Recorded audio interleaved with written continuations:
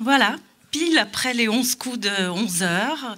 Bienvenue à toutes et à tous pour cette heure de rencontre, une vie sur le fil, qui est donc une thématique dont on va voir si elle rapproche ou sépare nos deux auteurs, Elisa Chua-du-Sapin et Alain Frediguer.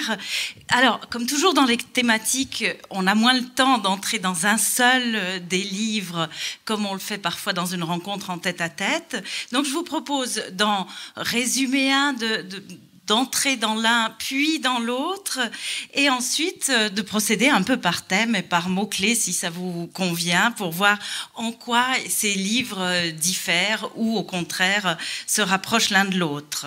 Voilà.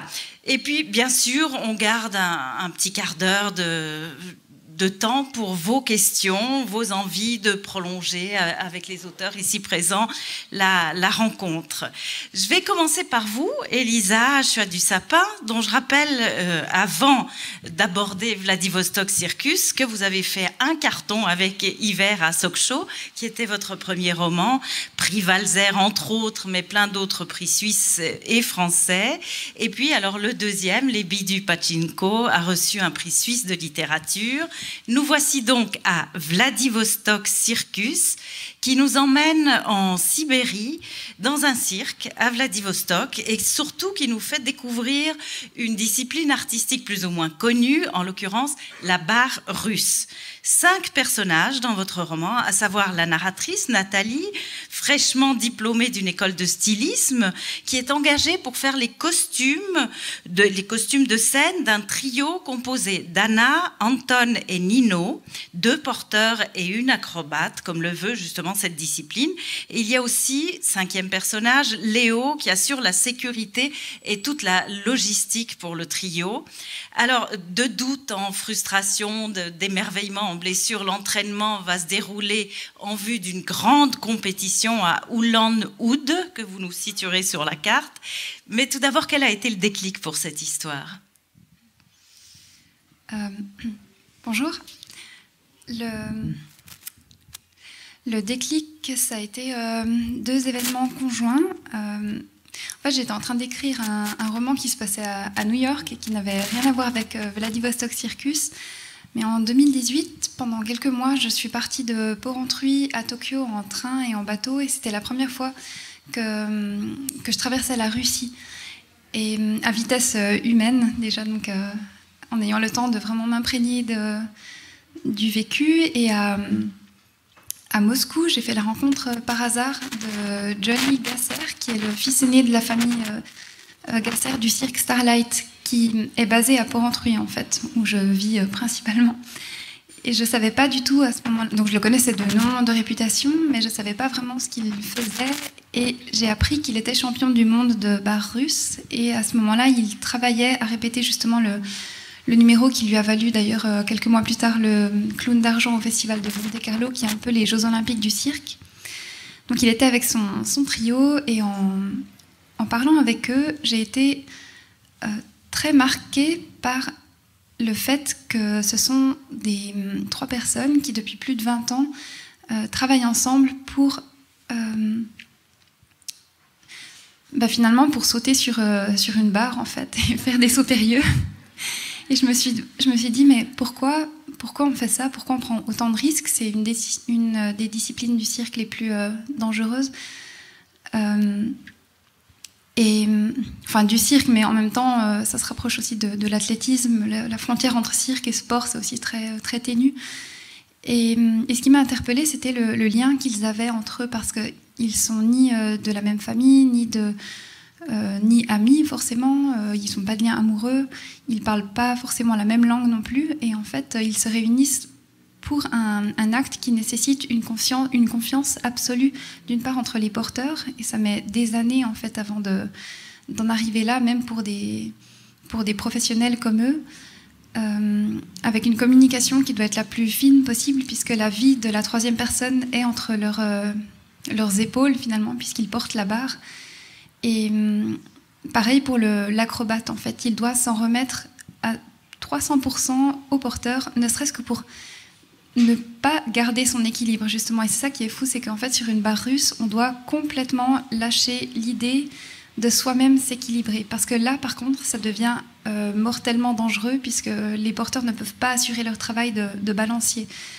Et j'ai trouvé finalement cette idée intéressante pour parler de mon obsession éternelle, je crois, c'est-à-dire les relations humaines un peu compliquées, où on cherche sa place au sein d'un groupe et vis-à-vis de soi-même. Voilà donc pour le point de départ de Vladivostok Circus. On passe à vous, Alain Frödiger, avec le mauvais génie, entre parenthèses, une vie de Matti Nykänen, je crois qu'on dit, ou Nykänen. Alors en finnois on dit Nykänen, mais c'est vrai qu'il est connu ici comme Nykänen, parce qu'en fait personne ne savait comment.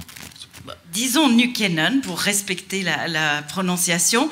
C'est l'histoire de l'ascension fulgurante et de la chute d'un grand champion finlandais de saut à ski.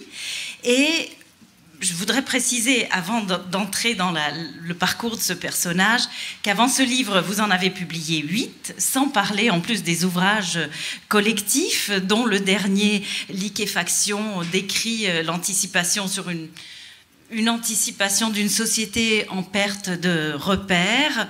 Alors, vous le dites, vous l'expliquez au début du livre, suivi étant gamin d'un peu loin le parcours de ce champion des années 80, parce qu'il était nordique comme votre mère.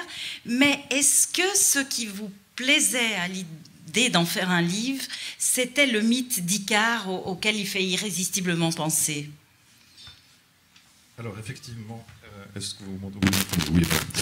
Voilà. Effectivement, il y a quelque chose du mythe d'Icare dans la trajectoire de Matti Nykänen, mais il est apparu très tard, le motif d'Icare, dans l'écriture et dans l'intérêt pour le personnage, en fait. Parce que tout est parti d'une résidence littéraire que j'ai faite en Finlande il y a 2 ans. Et il faut dire que la Finlande, c'est un pays qui est cher à mon cœur. J'y ai vécu quelques temps, j'ai appris le finnois, j'y suis souvent retourné depuis. Et lorsque j'étais en résidence là-bas, je me suis dit, il est temps que j'écrive une sorte de livre finlandais, finalement. Et puis, Matti Nykänen s'est imposé à moi parce qu'enfant, justement, c'était dans les années 80, il remportait presque toutes les compétitions de saut à ski. On en parlait beaucoup de lui dans les journaux, à la télévision. Et en fait, c'est par lui que, pour la première fois, j'ai entendu parler de la Finlande, que j'ai pris conscience qu'il existait un pays du nom de Finlande. Donc, quelque part, c'était une sorte de retour logique à celui qui avait été l'ambassadeur de son pays, simplement pour le faire exister à mon esprit. Donc, je suis parti de là. Et c'est un personnage qui m'a accompagné sporadiquement au fil de ma vie et de mes voyages en Finlande, avec aussi des grands trous, mais chaque fois que je retournais en Finlande, j'entendais à nouveau parler de lui, ou je prenais un peu de ses nouvelles comme une vieille connaissance. Et puis effectivement, il a une trajectoire qui était brillante dans les années 80 tant qu'il était un sportif, et qui ensuite est devenu toujours plus dramatique, pathétique et tragique et misérable. Enfin, toute une sorte de métaphore autour de la chute qui peut rappeler effectivement Icare. Mais c'est seulement à ce moment-là que Icare est apparu pour moi. Alors, avant de passer à ce fil qui vous relie ou non, et sur lequel se tiennent ces vies, juste préciser qu'il est mort en 2019. Vous aviez déjà écrit le livre ? J'étais en pleine écriture du livre et il est mort, février 2019. Ça a changé 2 ou 3 choses dans l'écriture, parce que finalement, on n'écrit pas la même chose sur quelqu'un qui est encore vivant, qui quelque part peut encore répondre de lui-même, tandis que quelqu'un qui est mort, les mots prennent quelque chose de plus définitif. Donc le ton est peut-être légèrement changé, mais globalement, j'étais déjà bien avancé dans le projet d'écriture, donc j'ai hâté la fin du livre pour rester dans cette espèce d'élan d'écriture, d'élan d'intérêt pour le personnage, et aussi pour sa chute et finalement sa mort. Il y avait quelque chose qui coïncidait aussi avec le temps d'écriture, finalement. Alors, avant de parler de gravité et d'exploit et de légèreté, je voudrais qu'on parle des personnages, dans le sens qu'ils font quelque chose, ils mettent leur vie en danger, peut-être encore plus dans la barre russe, où on n'est pas assuré, encore que dans le saut à ski, il n'y a pas de filet non plus, enfin, il y a ceux du bord de piste.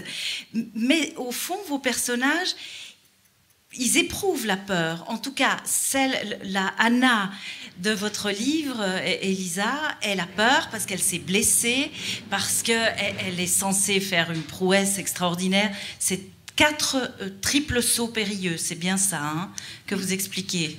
Ce qui paraît complètement dingue. J'ai bien compris ça? Oui, alors bon, là j'ai inventé un numéro, c'est-à-dire qu'elle est censée réaliser 4 triples sauts périlleux d'affilée, mais j'ai appris qu'en fait c'est un record qui a pu exister, donc c'est humainement possible. Voilà. Donc elle a plutôt peur, alors qu'on semble que on a l'impression que chez Mati, comme vous l'appelez, Alain Freudiger, la peur n'existe pas. Alors en fait, chez Mati, et dans le saut à ski en général, la peur c'est un tabou. Les sauteurs à ski n'en parlent pas. Il y avait ce film de Werner Herzog consacré au sauteur à ski Walter Steiner dans les années 70, et lui aussi, il ne parle pas de la peur. Il parle, par exemple, il utilise des métaphores, des choses à côté, comme le respect qu'il a pour le tremplin. Parce qu'en fait, à partir du moment où ils se mettent à parler de la peur les hante, et puis ça va venir prétériter leur saut. Donc Mati, par exemple, n'en parlait pas non plus. Il s'est mis à en parler après avoir terminé sa carrière. Sur le moment, il niait la peur, et c'est seulement après avoir mis un terme à sa carrière qu'il a pu en parler de manière un peu plus honnête. Vous nous lisez un passage de Mati en plein saut, en l'air, en plein vol, s'il vous plaît. Page 54-55. En l'air, Matti Nykänen est élégant, avec sa silhouette fine. Il a vraiment quelque chose qui rappelle l'ossature des oiseaux. Il a cet air détaché et presque souriant, à planer, bras serrés contre le corps, bouche ouverte, content, appréciant le moment, concentré et ramassé, parfaitement couché sur ses skis, en attente, volant. Ces skis de 2,48 m, personne ne lui a dit comment les tenir. Pour lui, un coach est important, mais seulement pour une petite part de la technique. Ce qu'il a appris, il l'a principalement appris tout seul, à force d'entraînement. Matti attache ses fixations plus serrées que les autres sauteurs. Or, il est plus facile de contrôler ses skis ainsi. Son style, il descend plutôt lentement comparé à ses adversaires, et soudain, il est le plus rapide. C'est un maître de l'accélération au décollage. Il ne perd pas de vitesse dans la transition entre position de descente et position de vol idéale. Il y a 0,3 de seconde pour changer de position, déplacer son centre de gravité en avant dans une courbe idéale. Si c'est trop tard, les skis sont en position, mais le corps doit se coucher dessus. Si c'est trop tôt, le corps est juste, mais les skis doivent s'aligner. Matti, lui, vole déjà au moment du décollage. Il change très peu la position de ses jambes. Le haut du corps est catapulté en avant. Nykänen saute avec les hanches et non pas en attirant les jambes. Si ses sauts sont parfaits, de même que ses télémarques, son style est parfois critiqué. En vol, il met son corps en diagonale dans l'air par rapport à ses skis pour augmenter la portance. Et son ski droit descend sous son corps. « Je me fous de l'allure de mes sauts !» Les juges au début n'aiment pas trop ce style. Ils abaissent ses notes. Mais sa position est très efficace en l'air et Nykänen se révèle un sauteur génial. Peu à peu, les juges cessent de le pénaliser. Quand il rentre à Jyväskylä, ses parents le félicitent, mais lui ne parle pas de ses victoires. Il jette son linge sale dans un coin et file retrouver ses amis ou part s'entraîner. Depuis l'âge de 15 ans, il n'a plus vraiment de vie de famille. À la fin de sa vie, il affirmera être parti un peu trop tôt de la maison, disant que ça lui a fait perdre un sentiment de sécurité. Mais il a alors un grand besoin d'indépendance et va vivre de plus en plus souvent au mökki familial, le cabanon d'été à Lauka, au nord-est de Jyväskylä. Voilà, pour faire connaissance avec ce personnage de Matti Nykänen. On va parler des pères, qui sont peut-être quelque chose qui relie vos deux livres, du père, de la figure paternelle. Mais juste avant, je voudrais que vous nous disiez, l'une et l'autre, comment vous avez fait par rapport à toute la technique que vous avez dû assimiler. Vous parliez d'un film de Werner Herzog. J'imagine que vous avez regardé d'autres auteurs aussi et analysé énormément la technique, Alain. Oui, alors j'ai beaucoup regardé les enregistrements d'archives des épreuves de saut à ski des années 80. J'ai pu profiter aussi du centre de documentation olympique à Lausanne, à côté du musée olympique, parce que je vis à Lausanne et en fait il est assez bien pourvu en différents matériaux sportifs. J'ai beaucoup lu aussi d'ouvrages autour de Nykänen, y compris certains textes en finnois parce que il y avait certains éléments techniques qui étaient spécifiques à l'entraînement de l'équipe finlandaise. Et puis après, il y a aussi une question d'éprouver. J'ai essayé de faire remonter en moi mes souvenirs lointains de ski, mes propres sensations de saut, même si j'ai jamais pratiqué le saut à ski, puis que ça fait longtemps que j'ai abandonné le ski, mais j'ai fait remonter ces sensations. Je suis aussi allé sur place voir ce qu'est un tremplin, voir les impressions qu'on a au sommet du tremplin. C'est tout à fait vertigineux. Et avec aussi, en fait, il y a ce qu'on appelle l'imagerie mentale. Dans le sport, on utilise beaucoup ça, et notamment en saut à ski, on décompose les mouvements qu'on va accomplir, et en fait, c'est aussi une forme d'entraînement, mais purement psychique. Et je me suis amusé à le faire, moi aussi, pour essayer d'être au plus près de la sensation corporelle des sauteurs. Donc vous avez regardé le vide depuis tout en haut? Oui, alors le vide, c'est pas tout à fait le vide, parce qu'en fait l'œil est tout de suite guidé par la rampe et on voit le lointain, mais c'est pas tout à fait un vide, mais c'est vertigineux. Alors j'imagine que vous n'avez pas testé la barre russe, même Elisa, même si dans le roman, la costumière va le faire, elle va tester un tout petit peu, puisque le trio d'acrobates dit à Nathalie, allez, vas-y, essaie de ressentir ce qu'on ressent dans les jambes. Non, vous ne l'avez pas fait. Alors, je crois que j'ai aucune imagination. Donc, absolument tout ce que j'écris, je l'ai vécu d'une manière ou d'une autre. Donc, cette scène, c'est un copier-coller de ma propre expérience sur la barre russe, parce que, comme Alain, j'ai besoin de beaucoup me documenter évidemment, quand j'attaque un sujet dont je connais absolument rien au départ. Donc je pense que j'ai lu presque tout ce qui s'est écrit sur les arts du cirque par la Fédération mondiale des arts du cirque. J'ai mené des entretiens avec des athlètes. J'ai passé plusieurs semaines au Cirque national de Budapest, où le trio de Johnny Gasser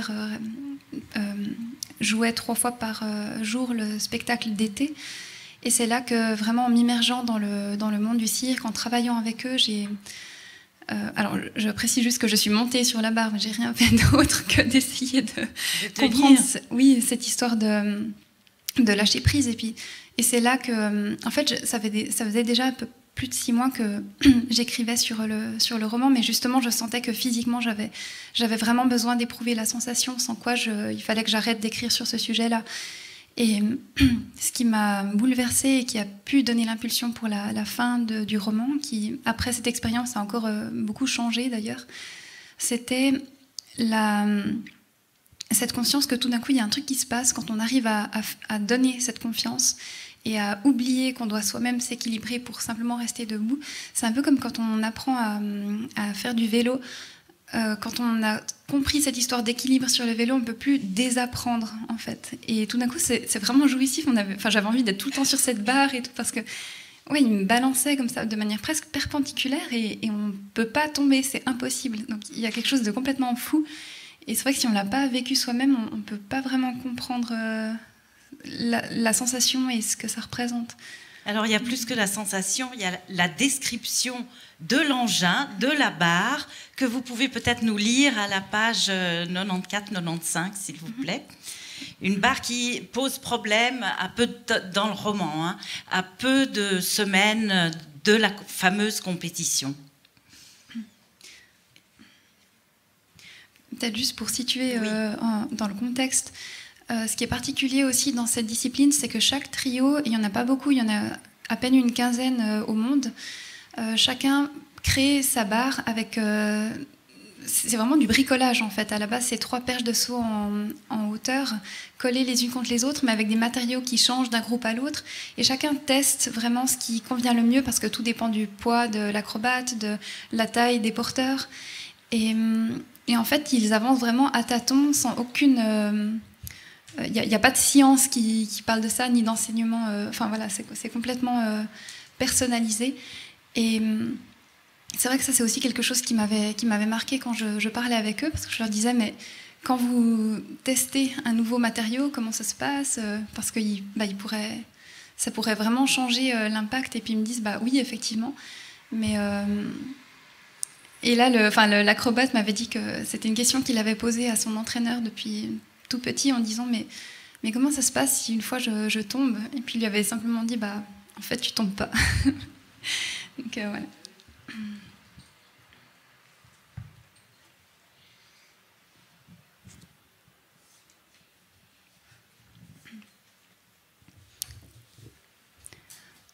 Il pose la barre sur une table. Avec un couteau à viande, Anton découpe la bande blanche sur toute la longueur, fait apparaître les 3 perches de saut en hauteur, engluées d'une espèce de tissu conjonctif translucide et mou, de la silicone, m'explique Nino. Au milieu de la barre, de la corde renforce l'espace de réception d'Anna. Aux extrémités, un tapis de mousse sert d'amortisseur sur l'épaule. Nino trouve que la mousse s'est affaissée, il faudrait en changer. Anton acquiesce en se plaignant des matériaux d'aujourd'hui, trop chers et mal foutus. Avec une petite cuillère, il gratte la silicone. Les morceaux tombent en boulettes. Nous le regardons faire. Ses gestes, leur minutie. Le chat vient flairer. Les perches dégagées, Anton dévisse des boulons qui les maintenaient ensemble, serrés sur un plot de bois à l'intérieur des barres, et je découvre qu'elles sont creuses. Nino les nettoie avec de la gaze imbibée d'alcool. Il interpelle Anton, lui montre un des plots. Nous nous penchons tous. Une micro-fissure lézarde sur 3 cm, à partir de là où se trouvait le boulon. Nino se redresse. Heureusement qu'on le voit maintenant. Je vous l'ai dit qu'il y avait un problème, dit Anna. Anton rétorque que cela n'a rien à voir avec elle. Il ausculte la fente. Il ne comprend pas qu'elle ait pu se former. Il a fabriqué la barre, il l'a assemblée lui-même. C'est grave? Je demande. Ça aurait pu exploser, dit Nino. Mais ça va, c'est le bois. C'est pour ça qu'on en met, pour pas que la vis touche directement la perche. Ça coûte moins cher de remplacer du bois que de la fibre de verre. En concertation avec Anna, il décide de ne remplacer qu'une seule des 3 perches par une plus ferme, pour éviter trop de changements à 3 semaines de l'épreuve.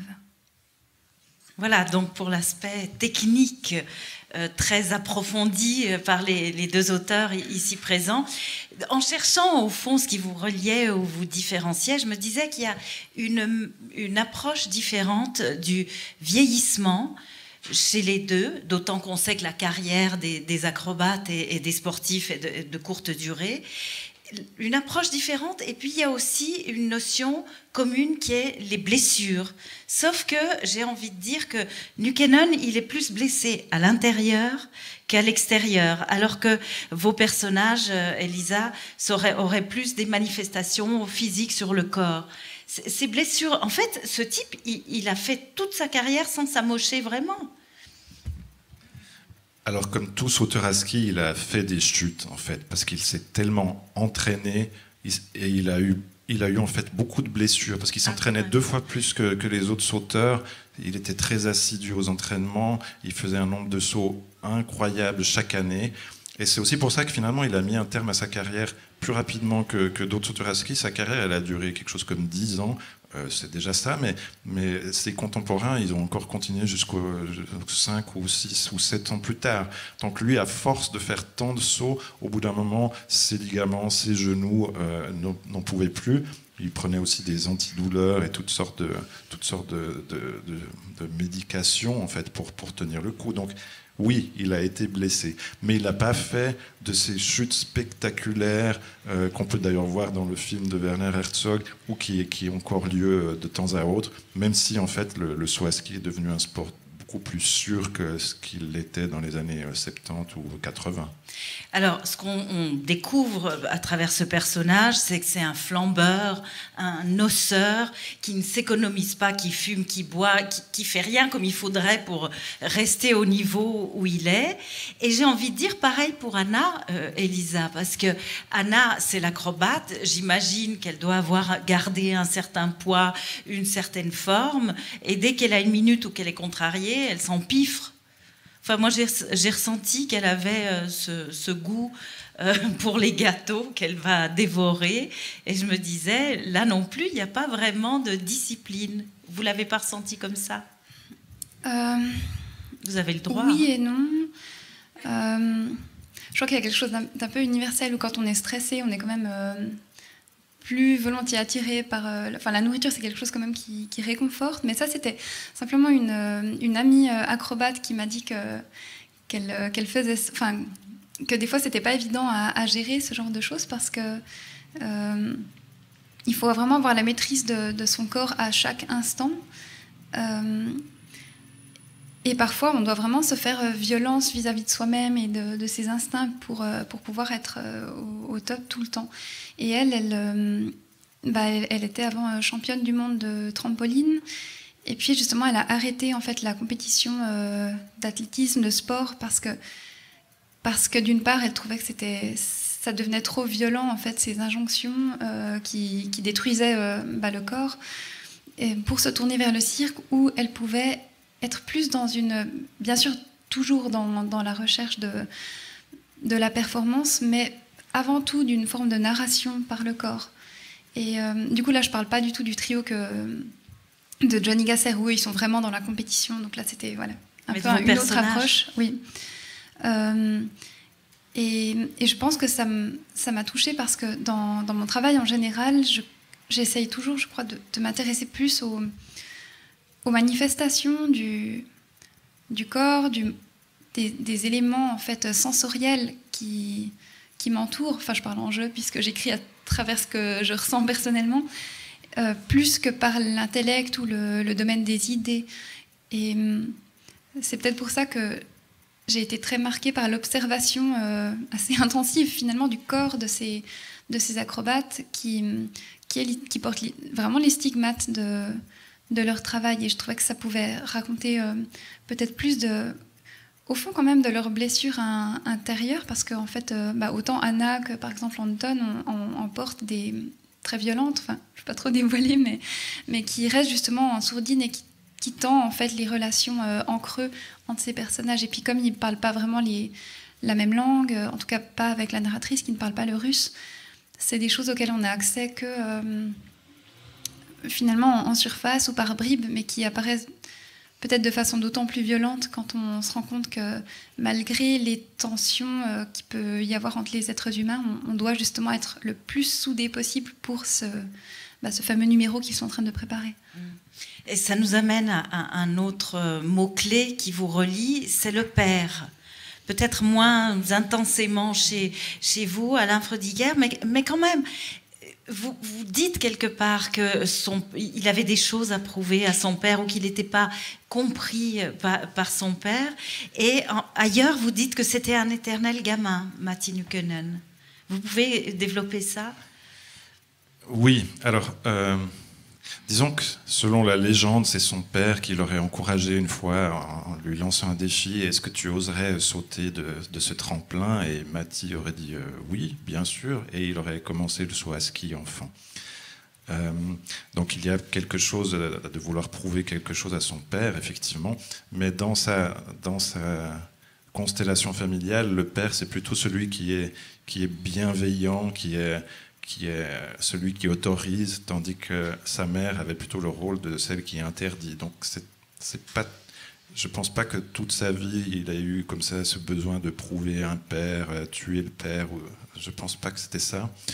Par contre, ce côté gamin on l'a souvent comparé à un gamin toute sa vie, il tient déjà aussi à son physique. Alors Elisa parlait du corps, moi j'ai aussi beaucoup regarder le corps de Matti, observer à différents âges, mais on disait qu'il avait un physique de poupon, et c'est vrai que très longtemps, il a gardé des traits presque enfantins ou adolescents jusqu'à assez tard. Et ça commence par là, cette espèce d'idée qu'il est un grand gamin. Ça va aussi peut-être avec un manque de maturité. On l'a aussi décrit comme quelqu'un peut-être d'un peu simplet ou éternel adolescent, bagarreur. Donc il y a de tout ça. Et puis évidemment, en arrière-fond, il y a l'enfant prodige, le Wunderkind. Tout ça se mêle pour faire une figure de grand gamin.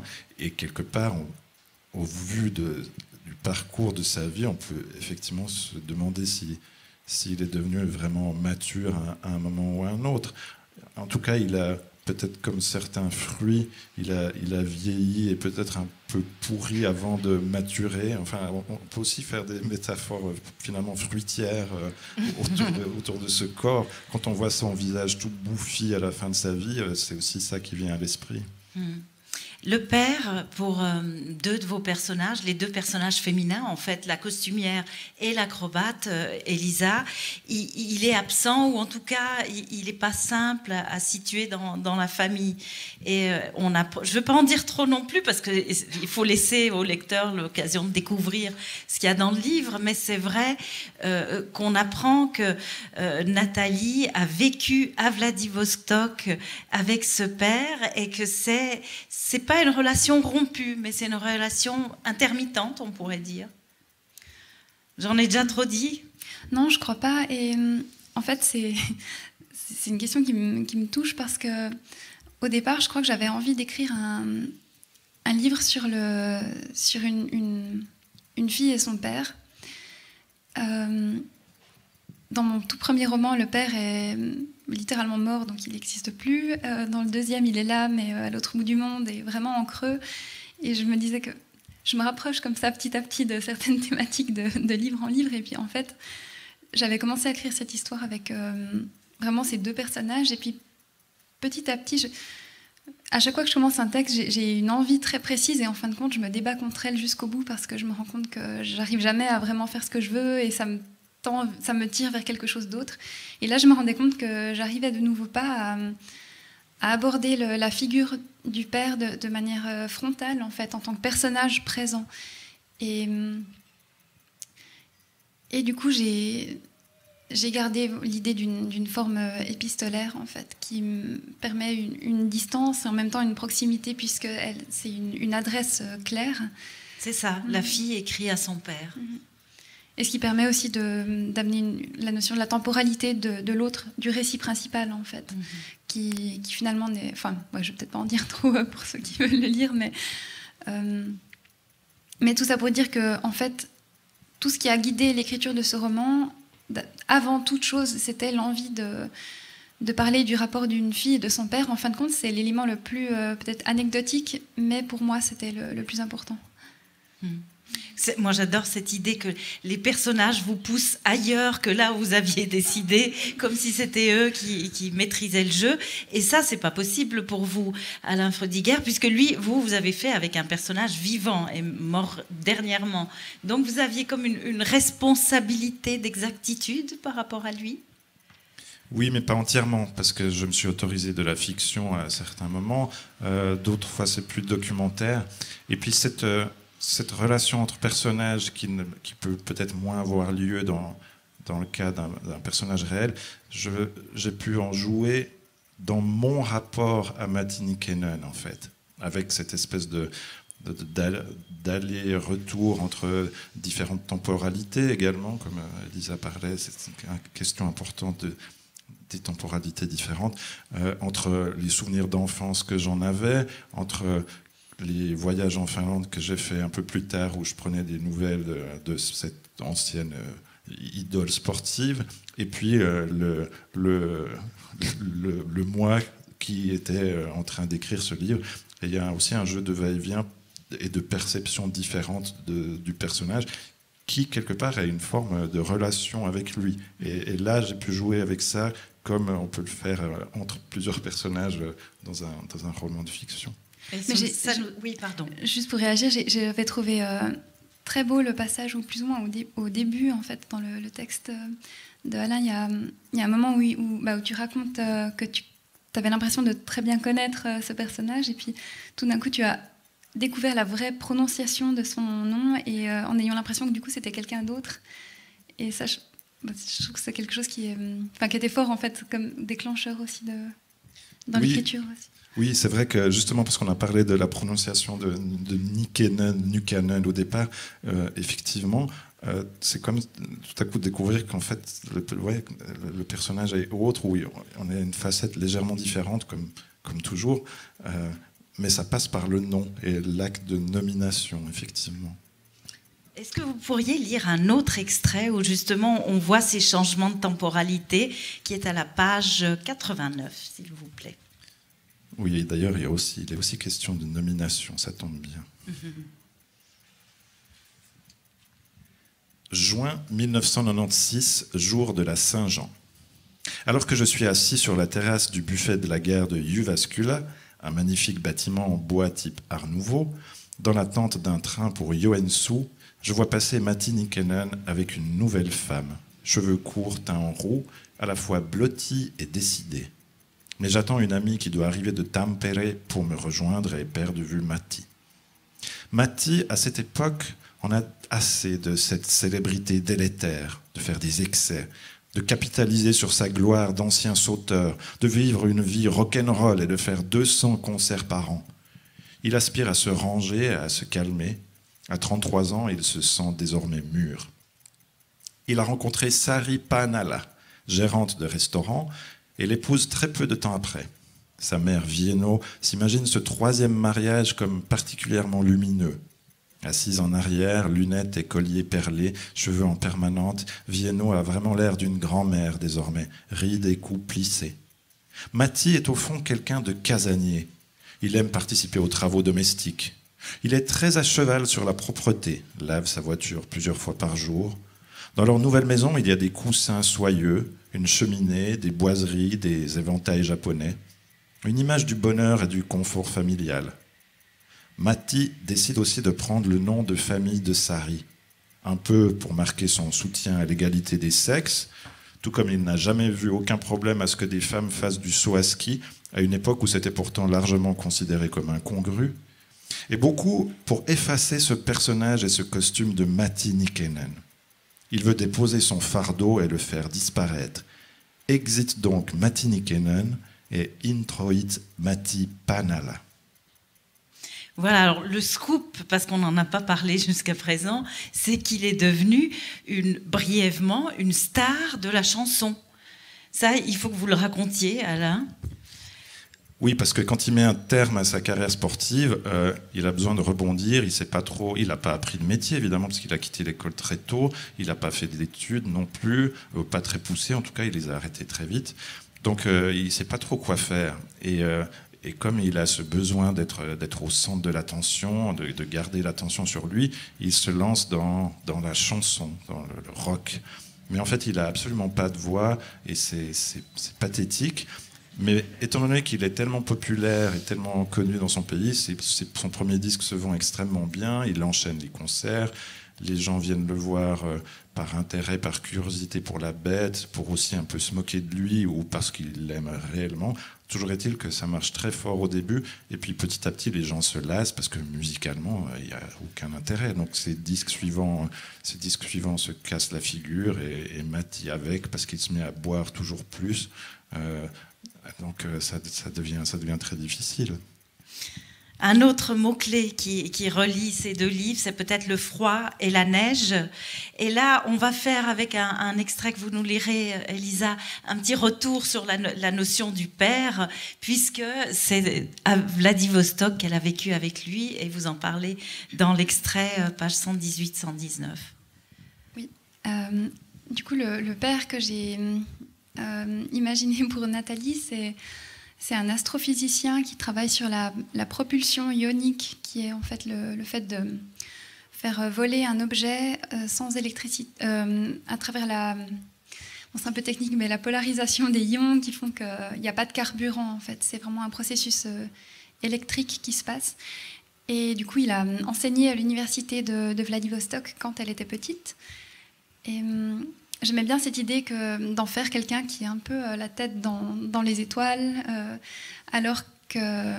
et qui essaye aussi de travailler, lui, sur l'infiniment petit et à la fois l'infiniment grand dans l'espace. Enfin, j'imaginais qu'il travaillait avec l'industrie de l'aéronautique, alors qu'elle travaille sur des corps, donc sur du très concret et tangible, mais pour des personnes qui essayent aussi de sauter le plus haut possible, mais avec les limites du corps humain. Voilà. Et on dit la piste aux étoiles pour le cirque.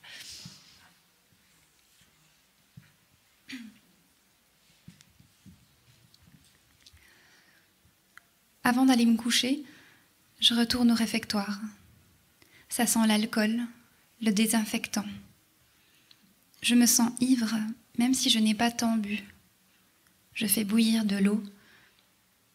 Dans mon dos, la barre, entre les deux chaises, dans la blancheur des bandes qui pendent de chaque côté. Les miettes de silicone sur le carrelage.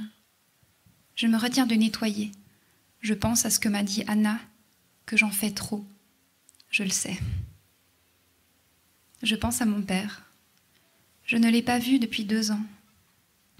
À quoi ressemble-t-il aujourd'hui? Mes parents m'ont eu tard, après 40 ans. De ma mère, je n'ai qu'un souvenir d'hôpital.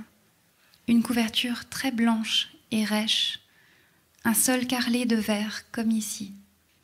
Son visage recouvert d'un masque à oxygène, amplifiant le son de sa respiration.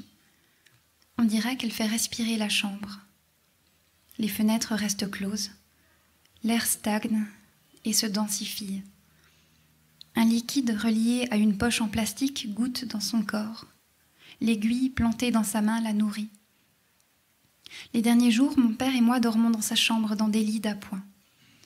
Je regarde leur poitrine se soulever, vérifie la présence de ce mouvement. Après le décès, mon père a été plus maigre que d'habitude. Sa tête chauve accentuait cette silhouette. Il avait les mains constamment gelées. Je lui ai suggéré de se laisser pousser les cheveux, il aurait plus chaud. Un soir, en rentrant du travail, il s'est longtemps regardé dans le miroir du vestibule, à côté de moi. Il a rangé le rasoir. Une semaine plus tard, son crâne était tout gris. Sa grande silhouette m'a paru non seulement plus maigre, mais vieille, et je m'en suis voulu. Merci beaucoup. 2 passages donc qui permettent d'aborder ce qui nous intéresse toujours quand on rencontre des écrivains, la cuisine, comment vous avez choisi vos mots, choisi la tonalité, et surtout, alors bon, c'est pas vous, mais pour quelqu'un, un lecteur qui n'est pas forcément intéressé ni au saut à ski, ni à la barre russe, dans mon cas, à réussir à rendre aussi tangible des disciplines aussi difficiles et techniques. Je vais commencer avec vous, Alain. Il y avait une volonté de se différencier des autres livres que vous avez écrits. C'est le sujet, voilà, qui dicte la forme. Oui, c'est le sujet qui dicte la forme. En fait, à chaque fois que j'aborde un nouveau livre, j'essaie de trouver la forme la plus juste par rapport à ce nouveau livre, ce qui donne souvent des livres et des formes assez différentes les uns des autres. Et là, évidemment, avec l'approche d'un personnage réel, encore vivant au moment où j'écrivais, ça demandait une forme qui soit aussi éclatée, parce que sa vie l'est. Et on a parlé du fait qu'il ait ce côté enfantin, mais on n'a pas non plus encore évoqué sa grande violence, parce c'est un alcoolique qui a l'alcool mauvais, qui est bagarreur, qui sera condamné plusieurs fois aussi pour tentative de meurtre et agression sur une de ses épouses et sur un ami. Et une fois qu'il redevient sobre, il se souvient de rien. C'est un personnage aussi avec des faces très sombres. Mais justement, le fait qu'il ait ce côté poupon et enfantin a sans doute également joué dans son rôle, enfin dans son cas, dans le sens où c'est comme si on lui avait pardonné beaucoup plus de choses qu'on n'aurait pardonné à quelqu'un d'autre, parce que ce côté enfantin, c'est comme s'il était qu'à moitié responsable de ses actes, etc. Donc tout ceci mis ensemble, mis avec le fait sa réelle compétences dans le saut à ski, le fait qu'il ait été au firmament, qu'il était extrêmement populaire, qu'il était drôle également. Tout ça a imposé une tonalité douce amère, en fait, de fait. Donc ce côté doux amer a teinté l'écriture assez vite, oui. C'est vrai que c'est différent, par exemple, de liquéfaction dans la forme, énormément, dans le choix de la construction aussi. Oui, puis d'ailleurs, c'est aussi la première fois où je parle directement de moi dans un de mes ouvrages. Quelque part, le sujet l'imposait. Et moi qui suis plutôt pudique dans l'écriture, tout à coup, c'était juste de parler de moi et de ce rapport à Nick Cannon comme un dialogue entre personnages. Tandis que dans la liquéfaction, le livre précédent, c'est une pure fiction avec une construction toute différente. Ouais. Elisa, est-ce que vous diriez que ce livre-ci a dicté, ce sujet-là de la barre russe a dicté la forme de ce livre, ou que finalement vous approfondissez cette forme qui est la vôtre et vous tracez votre sillon?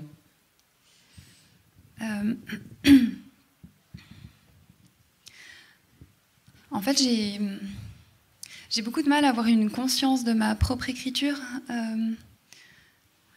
au niveau de la forme ou de la... Je ne sais même pas vraiment comment dire ça. J'ai l'impression que pour moi, c'est tellement intime, en fait, comme processus, que c'est un peu comme si on se regarde dans le miroir, on a une vision de soi, mais en même temps, on ne sait pas vraiment comment décrire cette vision-là, alors qu'on a plus de facilité à décrire une personne autre, en fait. Et dans mon rapport à l'écriture, c'est vrai que j'entends beaucoup de choses qu'on dit du style ou de la langue dans les moments où le livre est fini et que je suis confrontée au regard, au retour, à la critique. Et là, ça me fait beaucoup réfléchir. Voilà, je me dis, ah tiens, effectivement, alors ça doit être comme ça, mais moi-même, je ne m'en rends vraiment pas compte. Et parfois, c'est un peu difficile à gérer. D'ailleurs, ça fait que dans les moments de promotion où j'accompagne un livre qui est terminé, j'arrive pas du tout à écrire parce que du coup, je me regarde écrire au moment où j'essaye de le faire et c'est paniquant en fait. J'arrive pas du tout parce que je crois que si même j'essayais de me dire volontairement, je vais prendre cette forme-là pour écrire comme ça. D'ailleurs, je l'ai dit avant, en fait, j'arrive pas du tout. Je maîtrise vraiment pas vraiment les choses et puis. Du coup, à un moment donné, j'ai besoin de littéralement oublier que je vais écrire pour quelque chose qui potentiellement sera publié ou qu'il y aura d'autres lecteurs que moi-même. Et ça prend des mois et des mois, en fait, pour que je puisse me replonger dans ce silence intérieur qui me permette d'oublier vraiment tout le reste. Et là, je me pose pas du tout de questions, en fait. Je me laisse guider juste par l'intuition et... Peut-être le plus compliqué, c'est justement de faire confiance à cette intuition, parce que dès que je retourne dans l'intellect, j'efface tout, j'essaye d'être dans une forme de perfection, mais du coup, ça devient mécanique, artificiel, et je le sens tout de suite, ça sonne faux. Et donc, je pense bien qu'inconsciemment, la forme, elle est dictée par le sujet, donc l'émotion intérieure, mais ça reste très inconscient. Et des fois, j'aimerais bien pouvoir faire toute autre chose, mais j'y arrive pas. Et puis, souvent, il y a aussi un grand décalage entre... par exemple, pour mon premier roman, on me disait toujours il y a quelque chose d'une forme de douceur, un peu ouatée. Et puis, ça m'avait beaucoup surprise, parce que moi, je l'avais écrit dans plutôt un état intérieur de grande violence et de grande colère. Et dans ce Vladivostok Circus, j'avais l'impression que pour une fois, en fait, j'avais envie de raconter une histoire qui me semble une belle histoire en fait de liens humains comme ça, d'amitié extrêmement forte, et puis et je me suis même amusée en fait avec cette narratrice qui des fois est très mal à l'aise, et elle part dans des logorées, et donc j'avais l'impression que pour une fois c'était très volubile, et en fait les premiers retours qu'on me faisait c'était oui, il y a vraiment une écriture du silence et tout ça, et puis, donc en fait à chaque fois je me dis bon bah voilà. Comme quoi, on ne fait vraiment pas ce qu'on veut. Ce qu'on constate, je vois que le temps file, mais il y a encore un mot-clé que je voudrais vous soumettre. Mais juste avant, dire que vos 2 livres sont très courts. Ça veut dire que vous avez beaucoup coupé au montage, comme on dit en radio, ou c'est sorti comme ça? Alain ou Elisa, comme vous voulez. Alors oui, j'ai coupé au montage, parce qu'en fait, dans mon travail d'écriture, il y a toujours une grande part de montage, peut-être parce que j'ai aussi étudié l'histoire du cinéma et que c'est un art qui joue un rôle dans mon écriture. Il faut élaguer parce qu'au bout d'un moment, les questions de rythme, de longue durée, d'un travail de composition, tout ça, c'est nécessaire pour que le livre vraiment trouve sa forme juste. Si tout à coup, il y a des longueurs et puis des longueurs, en fait, les longueurs peuvent apparaître même dans un livre court. C'est une question rythmique.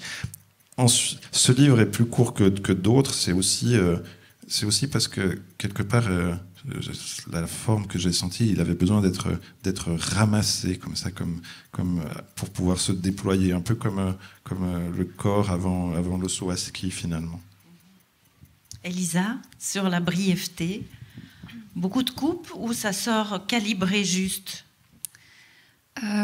Juste, je sais pas, mais en tout cas, j'écris tellement lentement que je me dis que si... Enfin, j'ai l'impression que ce roman, il est déjà un peu plus long que les précédents et ça me semble un exploit différent de celui de Annick Hennen et mon trio, mais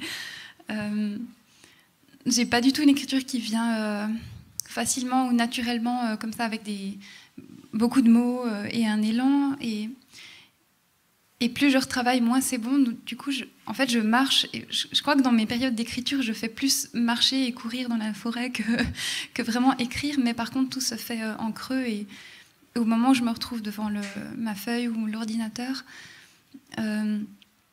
j'ai un peu écrit à l'intérieur de ma tête. Et puis ce qui vient, j'essaye de le retoucher le moins possible. Donc ça sort plus ou moins comme ça, mais évidemment, parce que je casse tout de suite le mythe de quelque chose qui sortirait de manière aboutie, c'est après des centaines, voire des milliers d'heures d'artisanat, en fait, de relecture et de travail, de ciselage, mais grosso modo, c'est quand même comme ça que ça vient. Le dernier mot-clé, c'est l'échec. Comment vous l'intégrez? On ne va rien dévoiler, mais...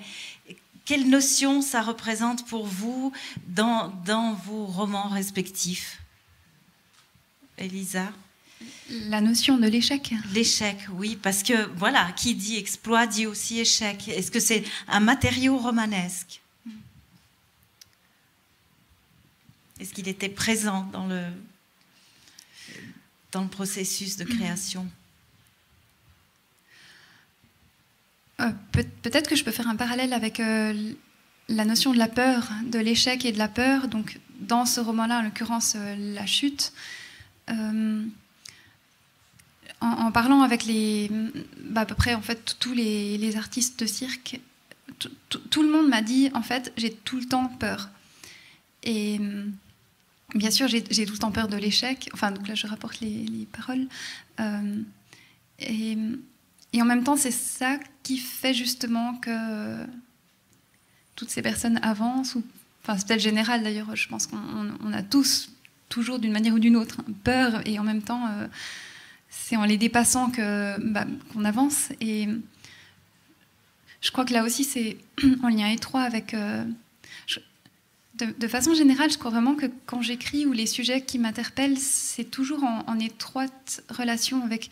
mon questionnement sur l'écriture même, pourquoi j'écris, pourquoi pendant des fois 6 mois je parle pratiquement à personne et que je me reclus pour écrire un texte qui au fond je ne sais même pas s'il sera publié ou c'est pas non plus un acte gratuit, mais voilà, c'est quelque chose qui m'interpelle et je pense pas à la notion d'échec. Je crois que l'échec c'est d'ailleurs un terme auquel je pense jamais, à part peut-être quand j'étais au lycée et que je faisais des 2 en maths, mais oui, je crois que c'est moins l'échec que l'idée de la peur, mais de ce dépassement de la peur et donc de soi. Alain, la peur c'était tabou, disiez-vous. On boucle la boucle sur le fil. Oui, alors l'échec n'était pas non plus un thème important pour moi pour ce livre, aussi parce que en fait, Nick Cannon surclassait tellement ses adversaires que quand c'est pas lui qui gagnait ou qu'il échouait, c'était redevable simplement à ses frasques ou à son excès de boisson ou au fait qu'il était renvoyé pour indiscipline. Mais lorsqu'il voulait gagner, pratiquement toujours, c'est lui qui gagnait. Donc cette question de l'échec, elle se pose différemment pour lui.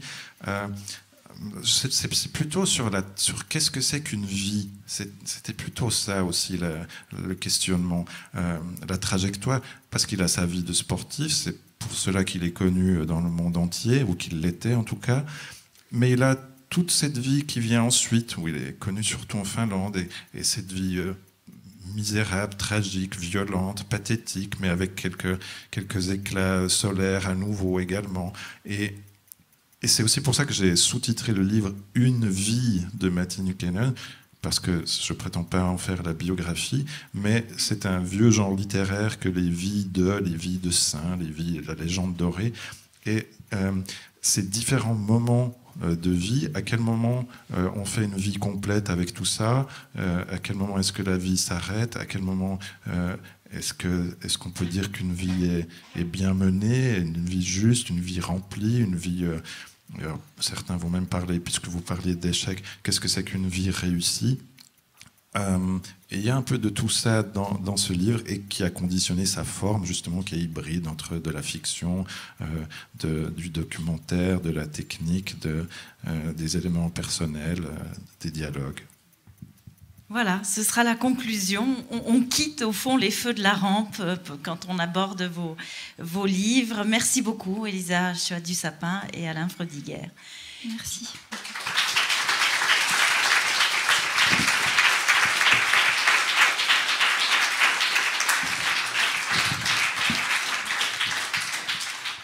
Il va y avoir une séance de dédicace, j'imagine, peut-être derrière, je vais voir avec madame. Et puis vos questions, bien sûr, soit tout à l'heure avec les auteurs, soit tout de suite. Alors les personnes qui ne souhaitent pas dédicacer un livre peuvent partir les premières. Et puis les autres, je vous demande d'attendre que les auteurs aient pris leur place derrière les tables. Voilà. Là, les tables sont là. Voilà. Mais vous avez la parole, parce qu'il y a plein de choses à dire. Monsieur. Alors,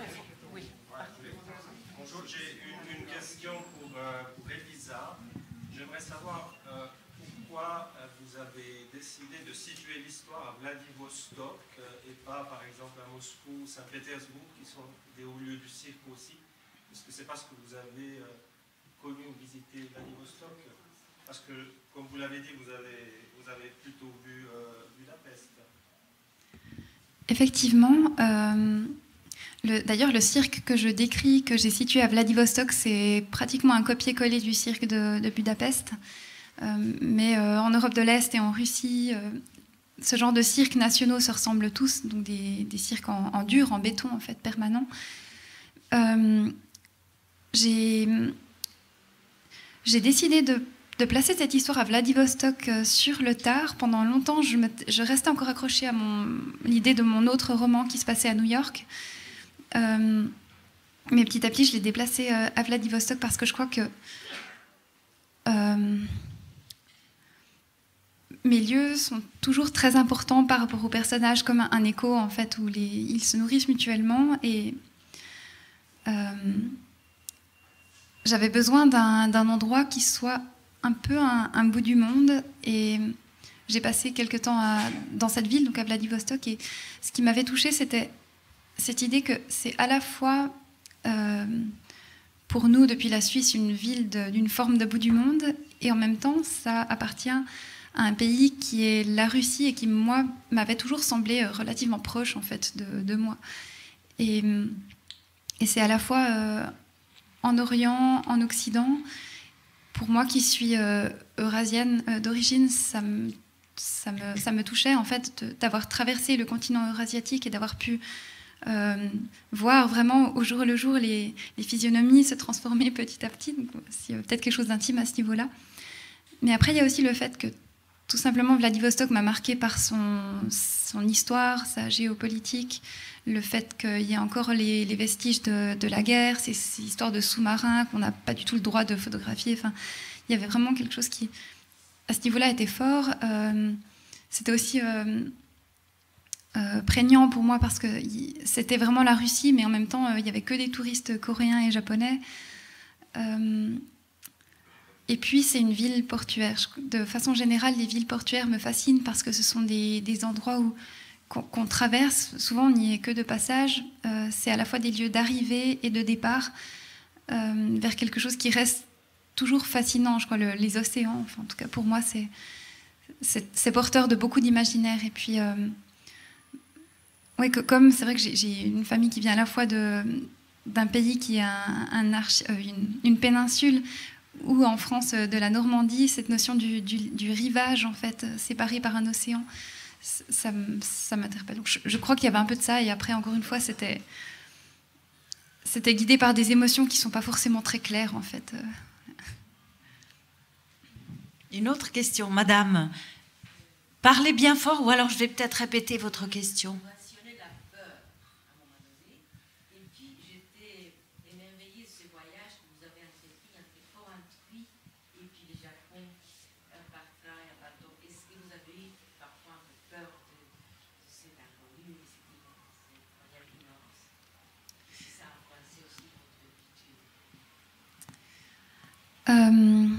Je ne crois pas que dans l'absolu, j'ai eu peur du voyage. C'est jamais quelque chose qui m'ait fait peur de découvrir ou d'aller à la rencontre de l'inconnu, en fait. Comment dire ? Par contre, j'ai vécu quand même un grand bouleversement, c'est-à-dire que je connais quand même bien l'Extrême-Orient et peut-être un peu les États-Unis dans une certaine mesure pour y avoir vécu aussi. Et j'avais toujours l'impression que la Russie, en fait, je la connaissais un peu parce que voilà, c'était relativement proche. J'en avais beaucoup entendu parler à l'école, durant mes lectures aussi. Et en fait, c'est pendant ce voyage que j'ai eu, je crois, pour la première fois de ma vie, ce qu'on pourrait appeler un choc culturel. Où tout d'un coup, j'étais vraiment complètement déboussolée par ce que je voyais. Déjà, le fait de traverser le transsibérien, en fait, c'est des jours et des jours, des fois sans une ville, sans un arrêt, que de forêt, de boulot, ou alors d'une espèce de désert. Et à la fois, ça passe très très vite. En fait, si on fait Moscou-Vladivostok ou Saint-Pétersbourg-Vladivostok, on reste en Russie, parce qu'on peut aussi passer par la Mongolie ou la Chine, mais en tout cas, on peut traverser la moitié de la planète en 6 jours, si on reste dans le train. Et puis, l'année précédente, j'avais traversé tous les États-Unis en train aussi, enfin dans la longueur, et en à peu près autant de temps. Et du coup, je m'étais dit, mais en 2 semaines, on peut traverser cette planète, et à la fois aux États-Unis et en Russie, j'avais passé des jours à voir respectivement des champs de maïs OGM ou alors des forêts qui sont en train de disparaître. Et ça m'a terrifiée de me dire qu'en fait, notre planète, elle est minuscule et qu'on peut, en tant qu'être humain, tomber sur une personne qu'on connaît par hasard, en fait, à l'autre bout du monde, où on peut la traverser et vraiment la percevoir physiquement, dans sa finitude. Et c'était peut-être un peu l'idée aussi, je m'étais dit un peu inconsciemment que la Corée du Sud, c'est le pays de ma maman, et j'y étais toujours allée en avion. Et en fait, j'essaye de limiter le plus possible mes trajets en avion, et je m'étais aussi dit tout d'un coup, mais si un jour on peut plus prendre l'avion, est-ce que ce serait possible de rallier ce pays autrement ? Et je sais pas, voilà, c'est quelque chose. Donc si j'ai une peur, c'est plus à la fois existentielle et plus au niveau de notre planète et de ce qui nous entoure. Une dernière question ? Oui, pardon. Oui. Je regarde l'équipe de bénévoles. Il faut qu'on libère la salle ou ça va, on a le temps ? Voilà. Bon, ce sera ou l'un ou l'autre. Allez-y, madame.